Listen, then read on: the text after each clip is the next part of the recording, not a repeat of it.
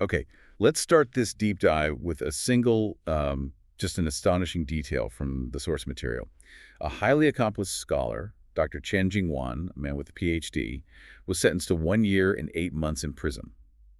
And the crime: picking quarrels and provoking trouble. Which is, in itself, a notoriously vague charge. Right. And the core evidence used to get that conviction. Well, this is the part that's really hard to wrap your head around. He was forwarding posts online. Forwarding posts, some academic arguments, a little political commentary, even satirical cartoons. On a social media account that his defense said had, what, fewer than 100 followers? And zero engagement. It was basically the digital equivalent of whispering in an empty room. So our mission today is to really give you the shortcut to understanding this whole controversial case. We're going deep. Not just into the facts, but into the sheer volume of critical analysis this verdict produced. Exactly. We've got the legal documents, the indictment, the verdict, defense letters, and we've also got these incredible critical essays. And they're framed using the state's own ideologies. Marxism, Leninism, Mao, Deng, Zhang, Hu, and Xi. That's what's so fascinating. The most powerful critiques aren't coming from outside. They're using the system's own logic to dissect the verdict's flaws. Which really sets up our central question for you. What happens when thought itself is, in effect, criminalized under a vague law? And what does this case show about the gap between, high-level doctrine and what actually happens in a courtroom? Okay, let's break down the basic facts first. What happened? So the defendant is Chen Jingyuan, born in '76, a doctoral degree, lives in Shanghai, but he was arrested in Kunming. And the conviction covered a pretty long period of activity, right? Something like 3 years. Yeah, from July 2019 to April 2022. And the charge itself, Article 293, you mentioned is called a pocket crime. Why is that? Because it's so incredibly vague. It's like a pocket you can put almost anything into. It gives prosecutors this huge amount of flexibility to charge behaviors that don't really fit anywhere else in the criminal code. So what exactly did the prosecution say he did to deserve this charge? The main thing was using circumvention software, flipping the wall, to get on an overseas platform. And then forwarding content. Right. Content the court called false statements and articles that insult and attack the state leadership.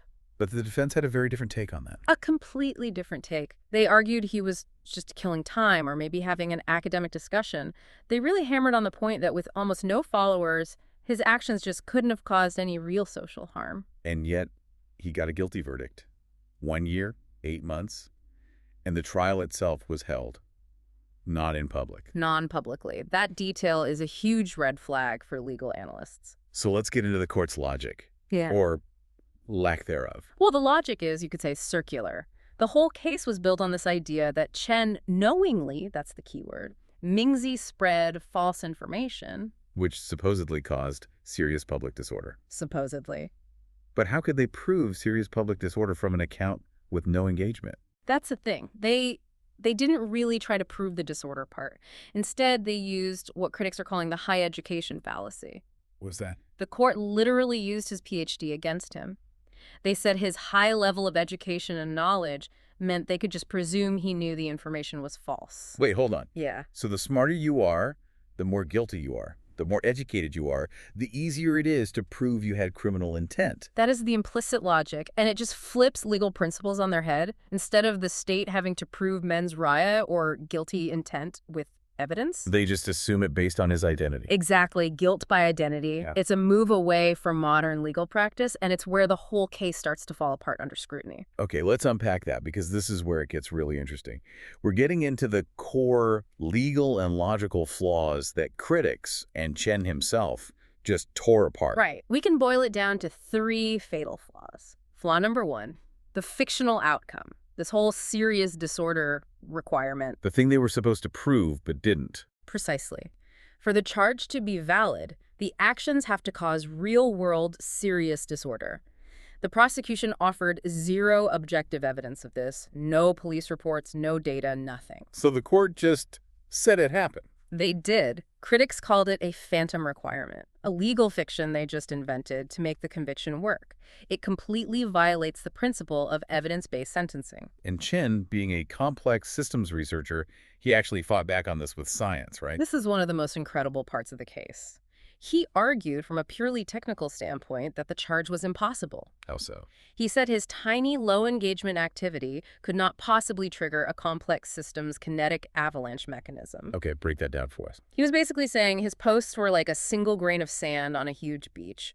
The court claimed that grain of sand caused a seismic event, but Chen used the physics of systems to say, no, my actions lacked the mass, the energy to cause any measurable disruption at all. Wow. Turning a criminal defense into a science lecture. So what about the second flaw? Using his education against him. Flaw number 2, the logic of high education equals guilt. As we said, it's a profound legal regression. It's assuming intent instead of proving it. Right. Intent has to be subjective. What did Chen actually know or intend? The court made it objective what they think a person with a PhD should have known. And Chen himself pointed out the irony in this. With chilling effect. He basically said, by this logic, every professor, every intellectual is a potential criminal because their knowledge automatically satisfies the requirement for knowing intent. So they skipped proving the impact and they skipped proving the intent. What about the content? Was it actually false information?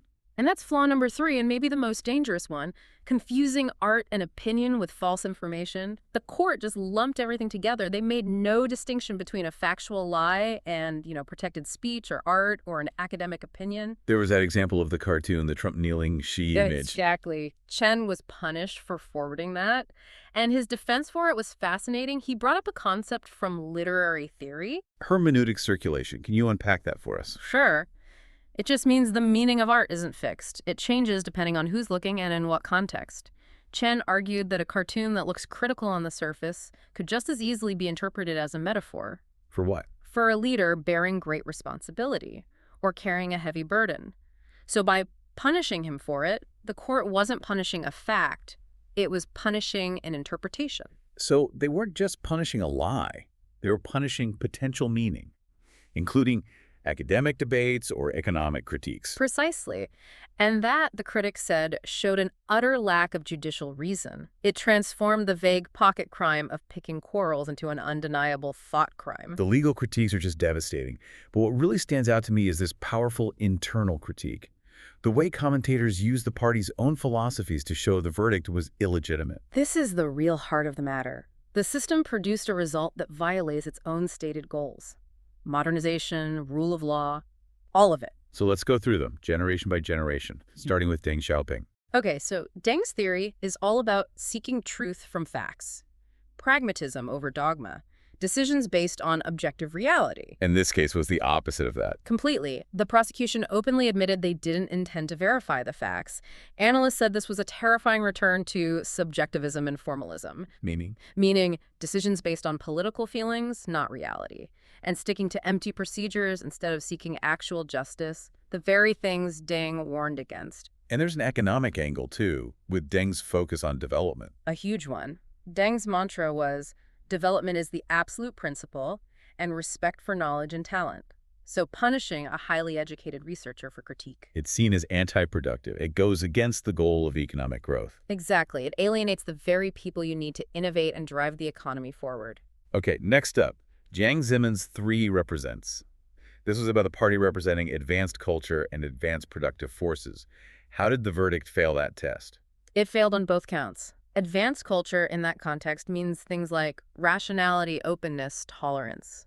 And using the law to shut down critique is not that. It's the opposite. Critics called it a regression from advanced culture to something called instrumental rationality. Meaning the law is just a tool. A tool for a short-term political goal. It strips the legal system of its higher purpose, which is to be a fair arbiter of justice. It just becomes an instrument of control. Then we have Jintao's scientific outlook on development. The big idea there was being people-centered to create a harmonious society. And here, the violation was sacrificing an individual's basic rights to speech to a fair trial for this abstract goal of political security. A harmonious society needs trust. Right? It does. And trust requires transparency and procedural justice. By holding a closed trial and denying a real defense, the process destroyed any chance of that. It created mistrust, not harmony. Which brings us to Xi Jinping thought, with its huge emphasis on comprehensive rule of law. How does a case like this square with that? It doesn't. The sources argue this is a textbook failure to implement governance capacity modernization. Using a vague pocket crime to punish thought is seen as an abuse of power. A regression to arbitrary conduct. Yes, and that just shreds the credibility of the entire rule of law project. The irony is pretty stark. It's profound. A core idea in the official doctrine is civilizational exchange and mutual learning, which suggests being confident enough to handle different ideas. But this verdict, punishing someone for forwarding ideas the state wouldn't even debate openly, critics said it showed an insufficient confidence in the system itself. That structural analysis, using the state's own language, is just fascinating. But we also have sources that took it a step further, using Marxist theory to see this not as a mistake, but as inevitable. Right. If you zoom out to that bigger picture, classic Marxist critiques would see this as power functioning exactly as designed. The case is a perfect example of the ideological state apparatus. Can you simplify that concept for us, the ideological state apparatus? Sure, it's the idea that the ruling ideology is maintained not just by force, but through cultural tools like the education system, the media, and, in this case, the judiciary. So the court becomes a tool for ideology. It becomes a linguistic tool. Using a vague crime like this enforces ideological reproduction.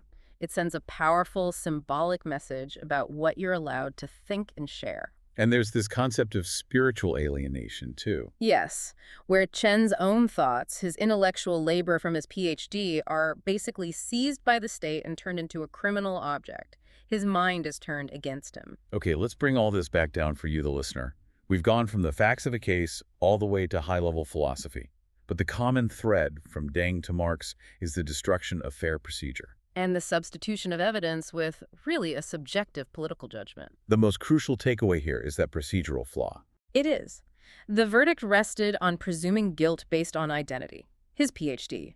And the court just flat out ignored the scientific, evidence-based rebuttal that his actions couldn't have caused chaos. The moment they chose to assume intent instead of prove it, the legal process stopped being about law. This whole deep dive really shows that even in a highly centralized system, the official doctrines themselves can be a powerful tool for critique. The Chen Jingyuan case isn't just about one scholar. No, it's a living textbook. It really is. It illustrates that friction between the state's need for stability and the human and economic need for rational, critical thought. So we'll leave you with a final provocative thought to consider. The sources remind us that the real authority of law comes not just from power, but from the sincere belief of the people and the temperature of institutional civilization. Powerful phrasing. It is.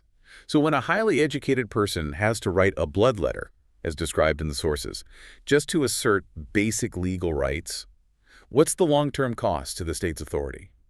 What happens to a society when the biggest legal risk you can take isn't breaking a clear law, but simply being on the wrong side of an arbitrary interpretation of one? A question that really gets to the heart of what the rule of law actually means. Thanks for diving deep with us. We'll catch you next time.